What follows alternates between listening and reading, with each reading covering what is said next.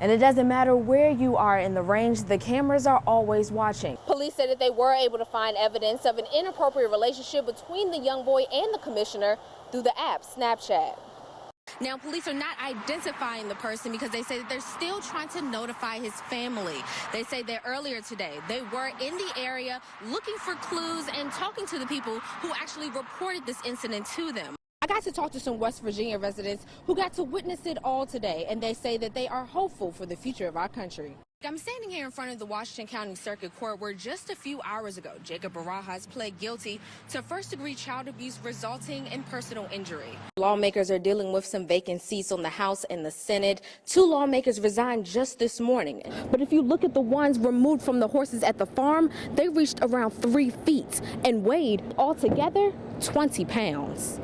And this next story is sure to make you hungry. Students from the Blue Ridge Community and Technical College Hospitality Program baked a grand buffet of desserts to share with the community.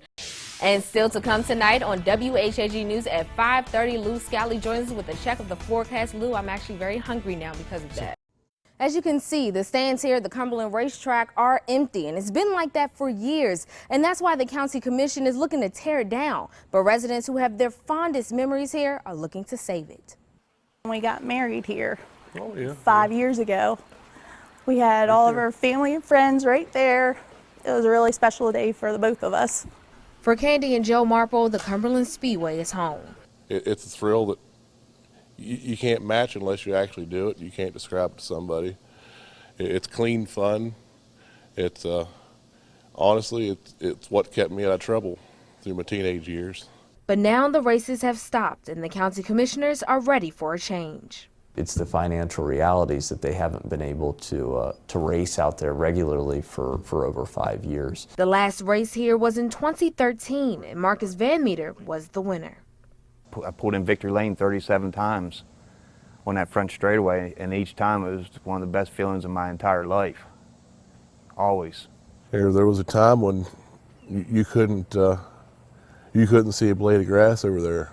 It was all cars, and I just want to get back to that. And it's those memories that the Marples want for their children as they rally the community to save the track. There is someone out there.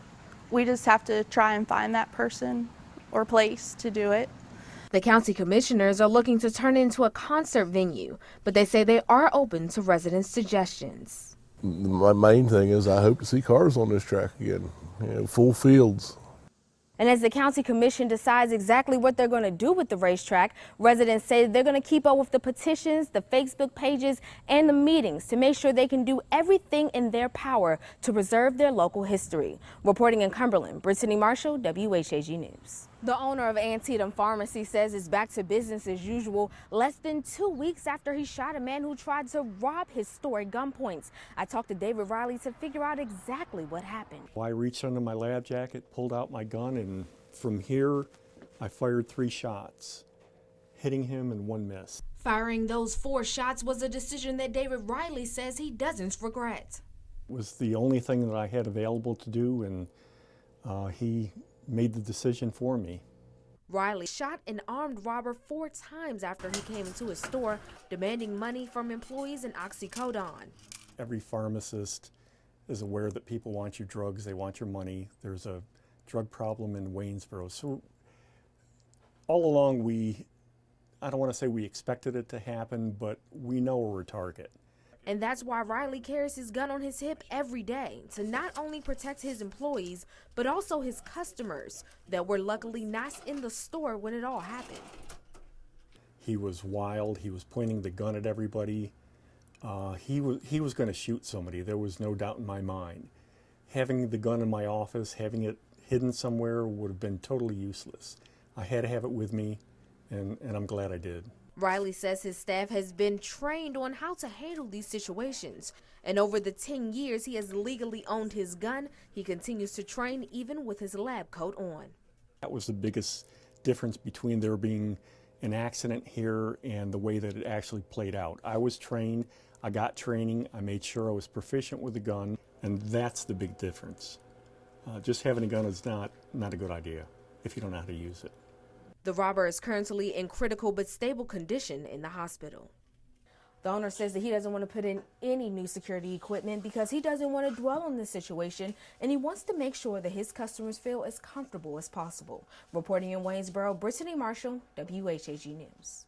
And the Maryland State Police are investigating an alleged murder of an inmate on Monday in the Maryland Correctional Institute in Hagerstown. Around 11 p.m. that night, troopers were told that an inmate, Benjamin Hall, was found lying on the floor of his cell unresponsive. Now, through investigation, police believe that Hall may have been in a fight with another inmate. He was given medical treatment but was pronounced dead on the scene. And there's just a little less than a week left for Maryland voters to register to vote in the presidential election. The deadline to register is next Tuesday, October 18th by 9 p.m. It's also the last day to update your address with the Board of Elections. And Montgomery County public school officials are already thinking about the next school year. The Board of Education voted to submit a waiver asking the state to start school before Labor Day next year. And Hurricane Matthew killed hundreds and displaced thousands of people in Haiti. And 2 local organizations in Virginia are mobilizing their resources to help those in need. WHAG's Jessica Marquez has more. And any amount donated to these organizations will help with emergency aid.